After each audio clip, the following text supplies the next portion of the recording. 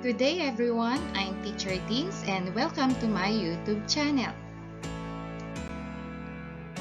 In this video, we will discuss about division of polynomials using synthetic division. Steps in dividing polynomials using synthetic division. Step 1. Write the polynomials in standard form, so both dividend and the divisor. Make sure that there are no missing terms. Step 2. The divisor must be written in the form of x minus c. Step 3. Write the coefficients of synthetic division. Step 4. Bring down the first coefficient of the dividend. Step 5. Multiply the first coefficient of the dividend by the coefficient of the divisor. Then write the product below the preceding coefficient of the dividend. Step 6. Add the preceding coefficient of the dividend to the product. Step 7. Repeat steps 5 and 6. For example, number 1, divide 4x squared minus x minus 5 by x plus 2 using synthetic division. So, yung given polynomial dito sa dividend 4x squared minus x minus 5, yung leading term ay 4x squared. At yung given polynomial dito ay nasa second degree. So, unang gagawin, check natin kung nakasulat na ba sila in standard form. Kapag sinabing standard form, kailangan nakasulat sila sa descending powers of x. So, mauuna yung may pinakamataas na exponent. Yung given polynomial dito, ang pinakamataas na exponent ay 2. And then, susunod yung 1 and then constant term. So, naka-arrange naman sila sa standard form. So, step 2 na tayo.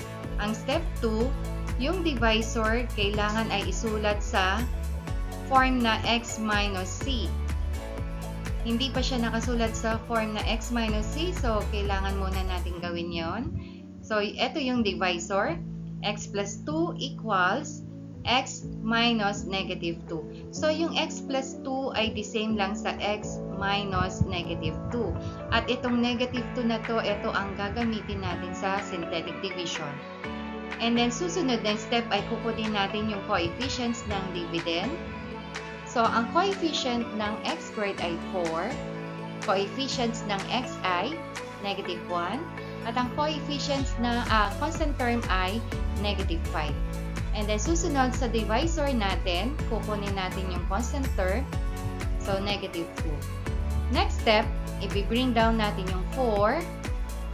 After natin i-bring down yung first coefficient na 4, i-multiply natin ito by negative 2.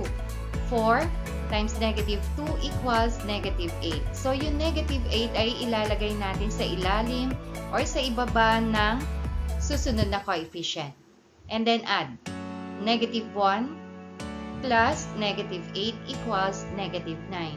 And then next step ay i-multiply natin yung negative 9 by negative 2. So, negative 9 times negative 2 equals positive 18. Yung positive 18 na yon ay ilalagay natin sa ibaba ng susunod na coefficient. And then add negative 5 plus 18 equals 13. And then dito, ito yung third row, ito yung magiging coefficients ng answer natin. And yung degree ng dividend natin ay nasa second degree.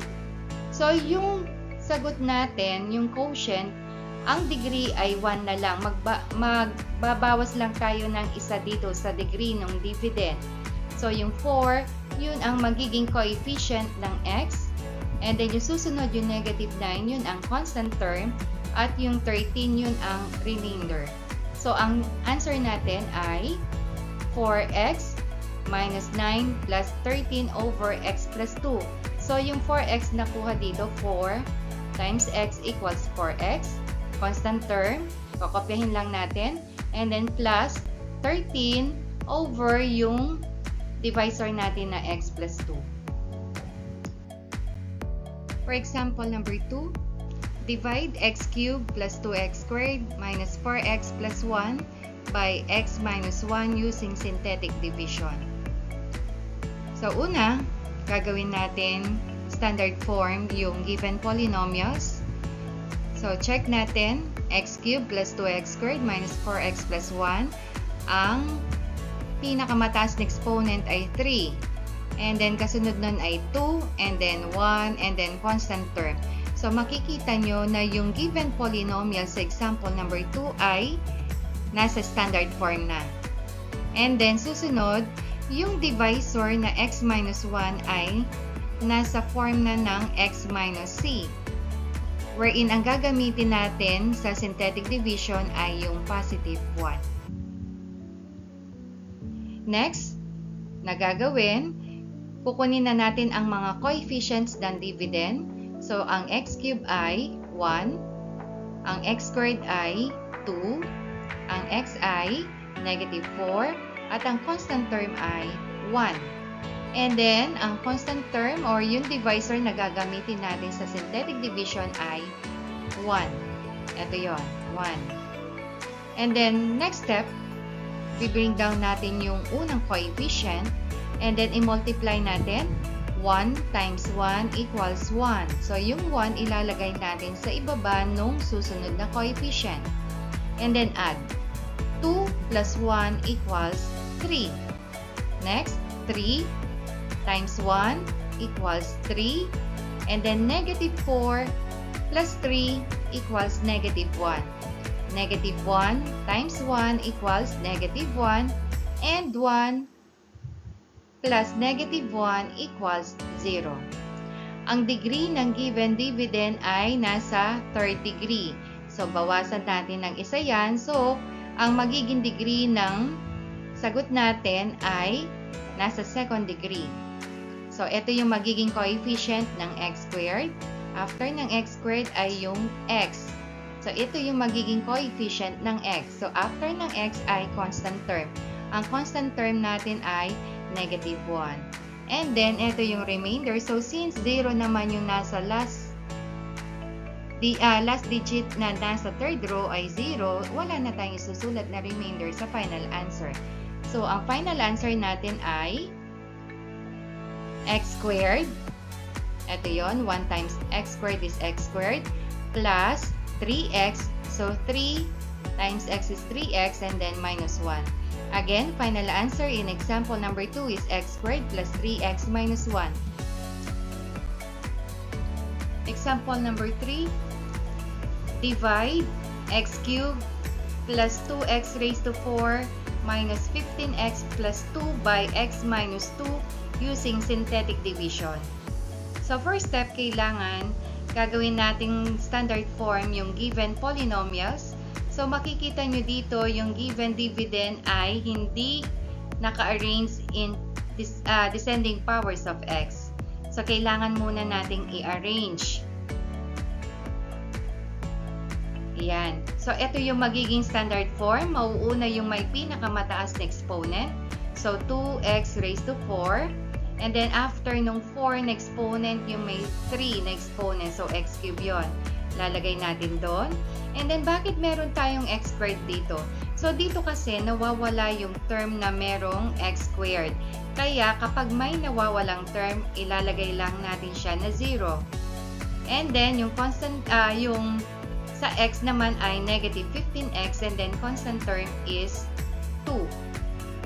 So, ito yung magiging polynomial dividend natin, which is written in standard form, 2x raised to 4 plus x cubed plus 0x squared minus 15x plus 2. And then, ang divisor natin ay x minus 2. Etong 2 ang gagamitin natin para sa synthetic division. So, next step ay kukunin na natin yung mga coefficients ng dividend. Coefficient ng x raised to 4 ay 2. Coefficient ng x cubed ay 1. Coefficient ng x squared ay 0. Coefficient ng x ay negative 15 at ang constant term ay 2. And then, ang magiging divisor natin sa synthetic division ay 2. Dito nakuha yung 2. And then, next step ay bring down lang natin yung first coefficient na 2 and then multiply. 2 times 2 equals 4. So, yung 4 na yon ilalagay natin sa ibaba ng susunod na coefficient. And then add 1 plus 4 equals 5. And then next, 5 times 2 equals 10. Ilalagay natin yung 10 sa ibaba ng 0. And then add 0 plus 10 equals 10. And then multiply 10 times 2 equals 20. And then add negative 15 plus 20 equals 5. 5 times 2 equals 10. And then 2 plus 10 equals 12. So dito, yung degree ng given dividend ay nasa 4th degree. So babawasan natin ng isa yon para dun sa answer natin. So ito yung magiging coefficient ni x cubed. Etong 5 ang magiging coefficient ni x squared. 10 ang magiging coefficient ni x. And then ang constant term natin ay 5 at ang remainder ay 12. Kaya ang final answer ay 2x cubed plus 5x squared plus 10x plus 5 plus 12 over x minus 2. Ito yung divisor, x minus 2. For example, number 4, divide 3x raised to 4 minus 4x cubed plus 5x squared plus 3x plus 2 by 3x plus 2 using synthetic division. So, check muna natin kung yung given polynomials ay nakasulat sa standard form. So, ang highest exponent ay 4 and then susunod 3, 2, 1 and then constant term. So, yung given polynomials ay naka-arrange naman in descending powers of x. So, next step ay yung divisor kailangan isulat natin in the form of x minus c. Yan. So, we have 3x plus 2 is equal to 3x minus negative 2. And then, dito makikita nyo yung coefficient ni x ay hindi 1. Dun kasi sa example number 1, 2, and 3, ang coefficient ni x dun sa divisor ay 1. Pero dito sa example number 4, ang coefficient ng x sa divisor ay 3. So, kailangan magiging 1 to. Anong gagawin natin? I-divide natin siya by 3. Kaya, ang divisor ay magiging x minus negative 2/3. So, itong negative 2/3 niyan ang gagamitin natin sa synthetic division. So, next, coefficients ng dividend. So, coefficient ng x raised to 4 ay 3. Coefficient ng x cubed ay negative 4. Coefficient ng x squared ay 5. Coefficient ng x ay 3. At ang constant term ay 2. And then, ang magiging divisor natin sa synthetic division ay negative 2/3. So, next step ay bring down natin yung first coefficient, which is 3. And then, i-multiply natin siya sa negative 2/3. So, 3 times negative 2 divided by 3 is equal to negative 2. So, 3 times negative 2 is negative 6 divided by 3 is equal to negative 2. And then, add natin, negative 4 plus negative 2 is equal to negative 6. And then next, negative 6 times negative 2 is equal to positive 12. Positive 12 divided by 3 is equal to positive 4. And then add 5 plus 4 is equal to 9. And then i-multiply natin yung 9 by negative 2/3. So 9 times negative 2 is equal to negative 18. And then negative 18 divided by 3 is equal to negative 6. And then add 3 plus negative 6 is equal to negative 3. Next, i-multiply natin to by negative 2/3. So, negative 3 times negative 2 is equal to positive 6. Positive 6 divided by 3 is equal to 2. And then 2 plus 2 equals 4. So dito, kung ang coefficient ng x sa divisor ay hindi equal sa 1, ang gagawin natin, yung nasa third row, ay i-divide natin kung ano yung coefficient ng x sa divisor. So dito, ang coefficient ng x sa divisor ay 3. So i-divide natin itong nasa third row except yung remainder. Okay, so 3 divided by 3 is equal to 1. And then negative 6 divided by 3 is negative 2. 9 divided by 3 is 3. Negative 3 divided by 3 is negative 1. So, ito yung magiging ang degree ng given dividend ay 4. So, babawasan natin ng isa. Meaning, ang degree ng answer natin ay nasa third degree. So, ito yung magiging coefficient ni x cube. So, x cube na yan. And then, minus 2x squared. So, negative 2 and then x squared plus 3x minus 1 plus 4 over 3x plus 2. Ulitin ko. Answer sa example number 4 ay x cube minus 2x squared plus 3x minus 1 plus 4 over 3x plus 2. For example number 5, divide 6x raised to 4 plus x cubed minus 10x squared plus 2x plus 2 by 2x minus 1 using synthetic division. So first step ay check muna natin kung yung given polynomials ay nakasulat sa standard form. So dito, yung highest exponent ay 4, and then next is 3, 2, 1 constant term. So makikita nyo na yung given polynomial dito sa dividend ay nasa standard form. And yung leading term ay 6x raised to 4. And then, yung divisor ay 2x minus 1. So kailangan isulat natin siya in the form of x minus c. So, 2x minus 1. So, dito, yung coefficient ni x ay 2. Kailangan 1 yan. So, ang gagawin natin, i-divide natin siya by 2. So, magiging x minus 1 half.